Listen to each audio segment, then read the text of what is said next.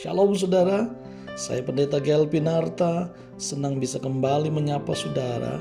How are you today? Tema kita hari ini adalah hati-hati. Pembacaan kita terambil dalam kitab Efesus pasal yang kelima, ayat 1 sampai ayat 21. Namun yang merupakan renungan dan nats kita, saya bacakan di ayat yang ke-16, demikian firman Tuhan.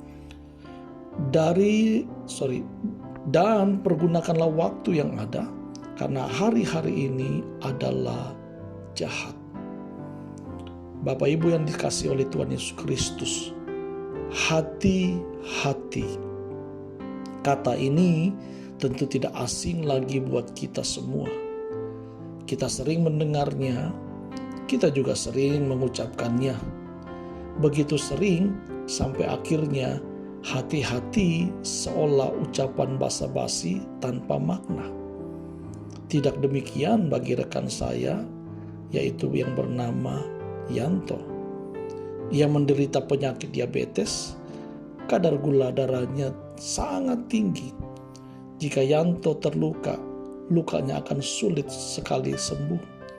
Itulah sebabnya dalam menjalani aktivitas sehari-hari, Yanto selalu bersikap hati-hati. Ia tidak mau terluka.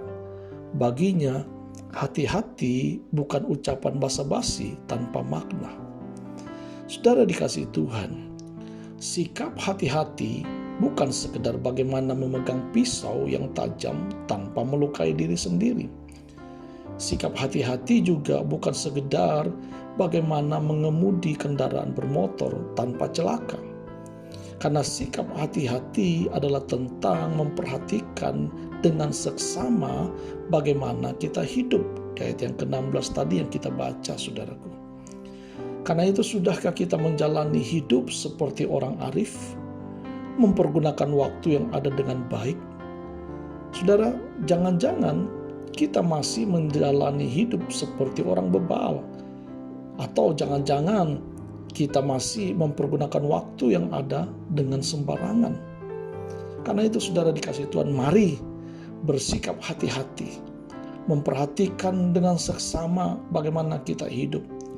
Saat kita berpikir, saat kita berucap, saat kita bersikap, saat kita berkarya, bukan sekedar supaya kita tidak terluka atau supaya orang di sekitar kita tidak terluka, namun karena sebuah kesadaran, kiranya kita dijauhkan dari segala kecerobohan, kiranya kita dan orang-orang di sekitar kita terluput dari segala malapetaka.